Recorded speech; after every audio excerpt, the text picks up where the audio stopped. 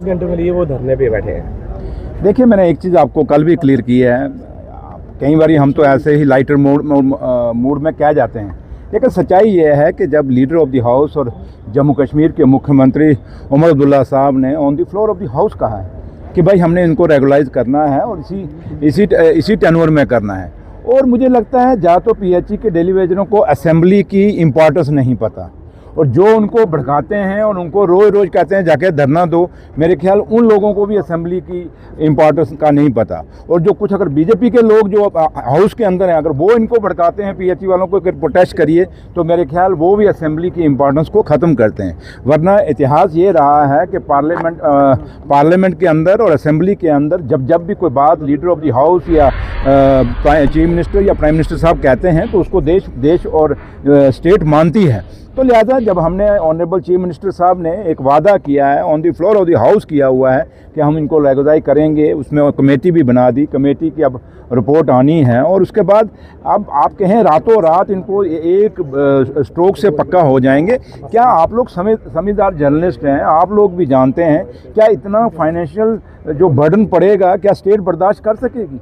क्या स्टेट ये इतना सैलरी का अभी अगर ये 5,000 करोड़ का स्पेशल असिस्टेंस की अगर हमें दिल्ली की गवर्नमेंट मदद ना करती, तो मुझे नहीं लगता कि ये जो मुलाजम ऑलरेडी आपके लगे हुए हैं ये इस मार्च की उनको सैलरी मिलती। ये तो आप लोगों को पता है सब कुछ, तो इसलिए मेरे ख्याल आपको भी कुछ बातें उनको क्लियर करनी चाहिए पीएचई डेली वेजर्स को। और पीएचई के जो डेली वेजर्स हैं उनकी या तो लीडर इमेच्योर है, उन लीडरों को पता ही नहीं है। मैं खुद एक ट्रेड यूनियन लीडर रहा हूँ और नेगोशिएशन जब चलती है तो नेगोशिएशन में बात का हल निकलता है। रोज़ ये प्रोटेस्ट करना और रोज़ आप लोग भी जब सवाल पूछते हो तो मुझे लगता है आप मुद्दा जो इतना बड़ा जेन्युइन मुद्दा है जिनके साथ लाखों फैमिलियाँ जुड़ी हुई हैं, आप उस मुद्दे की इम्पोर्टेंस को ख़त्म करते हैं, उनकी डिमांड की भी इम्पोर्टेंस कम होती है। तो लिहाजा जो हमने वादा किया है और जो वादा ऑनरेबल सीएम साहब ने on the floor of the house किया हुआ है वो वादा हम निभाएंगे। और डेली वेजर खाली पीएचई के नहीं, डेली वेजर जिस डिपार्टमेंट के अंदर हैं पूरी लिस्ट सरकार के पास है,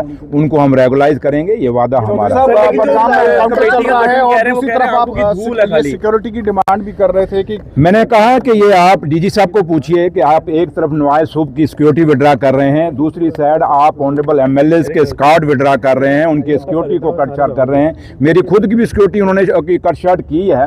तो इसलिए डीजी साहब को पूछो अगर हालात ठीक हैं तो फिर ये इनकाउंटर क्यों चल रहा है? अगर यहाँ मिलिटेंसी नहीं है तो फिर ये इनकाउंटर किस बात का है? अगर इनकाउंटर चल रहा है तो यहीं से आप हिसाब लगाएं कि चंद रोज पहले डॉक्टर फारूक अब्दुल्ला साहब पे अटैक हुआ, आज इनकाउंटर शुरू हो गया है, उसके बाद आप चुने हुए नुमाइंदों के और पिक एंड चूज बेसिस पे आप सिक्योरिटी लोगों को देंगे, तो ये डेमोक्रेसी का मजाक है। लेकिन मैं फिर भी अजीत साहब पुलिस के इंचार्ज हैं, मुझे लगता है कल हाउस एलजी साहब खुद इसमें इंटरवीन करेंगे और सिक्योरिटी जिसकी जितनी बनती है और जितनी बंदे को थ्रेट परसेप्शन है उसके मुताबिक सिक्योरिटी का वो इंसाफ करेंगे। और जिन लोगों को सिक्योरिटी की ज़रूरत ही नहीं है और जो ऐसे लोग हैं, जैसे मैंने कल भी कहा कि जिनको घर वाले भी नमस्ते करके राजी नहीं है, उनको आपने 10-10 PSO दिए हुए हैं, ये बात चलने वाली। इसलिए सिक्योरिटी जम्मू कश्मीर एक ऐसी स्टेट है यहाँ सिक्योरिटी की प्रॉब्लम है। अगर यहाँ सब हालात ठीक हैं तो फिर स्टेट का दर्जा बहाल कर दीजिए।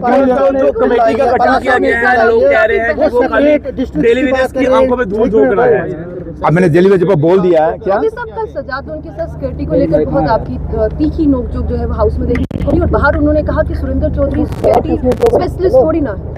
देखिए, सजाद लोन साहब किस फादर का बेटा है, किस बाप का बेटा है? वो लोन साहब, बड़े लोन साहब जो जम्मू कश्मीर के लिए शहीद हुए, उन्होंने हमेशा जम्मू कश्मीर की आवाज़ को उठाया। ये उन्हीं को आगे रिप्रेजेंट करता है, उनकी डायनेस्टी को रिप्रेजेंट करता है। और जो लैंग्वेज सजाद लोन बोलता है, ऐसे लगता है कि कोई गली कूचे से कोई आया हुआ लीडर है।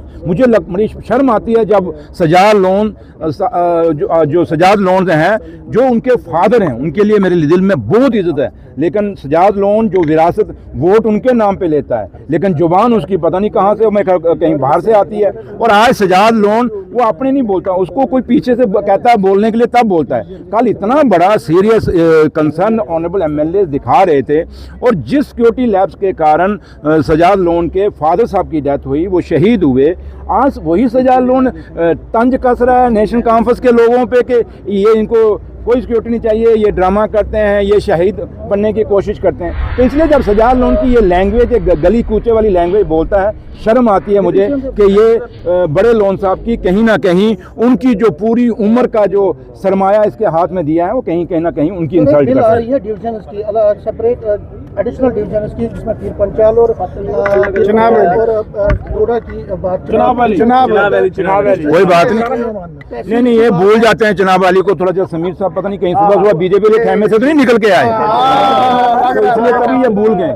देखिए जब खिता पीर पंचाल का भी जहाँ तक मुद्दा है, चाहे चिनाब वैली का है, चाहे कंडी बेल्ट है, चाहे कश्मीर के अंदर है, जहाँ जहाँ भी डिसेंट्रलाइजेशन की जरूरत है होनी चाहिए, और इसमें कोई शक नहीं। और ये डिमांड आज की नहीं है। आपको याद होगा 96 में डॉक्टर फारूक अब्दुल्ला साहब और नेशनल कॉन्फ्रेंस ने कहा था कि जम्मू कश्मीर में पावर जो है डिसेंट्रलाइज होनी चाहिए। और मैं जहां खड़ा हूं, मैं नौशहरा का है, नौशहरा आपको याद होगा 52 डेज बंद रहा, इसीलिए कि जम्मू को, नौशहरा को डिस्ट्रिक्ट का दर्जा दिया जाए, दुकानें बंद रही।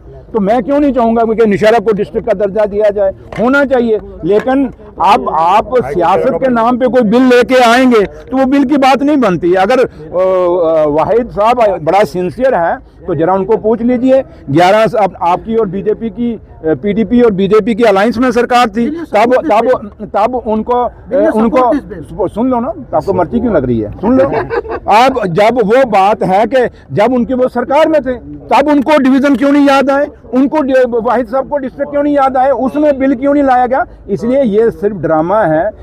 पीडीपी का अपना जनाधार नहीं है, अपना जनाधार खो चुके हैं। अब ऐसे मुद्दों को उठा के सिर्फ वोट बैंक की राजनीति करना चाहते हैं। लेकिन जहां तक जम्मू कश्मीर सरकार का ताल्लुक है, उमर अब्दुल्ला साहब का ताल्लुक है, नेशनल कॉन्फ्रेंस का ताल्लुक है, हमारे कायद डॉक्टर फारूक अब्दुल्ला साहब का ताल्लुक है, हम लोग हमेशा ये चाहेंगे कि जिस जिस डिवीज़न को या जिस एरिया को अगर डिस्ट्रिक्ट चाहिए तो उनको डिस्ट्रिक्ट मिलना चाहिए, डिवीज़न चाहिए तो डिवीज़न मिलना चाहिए।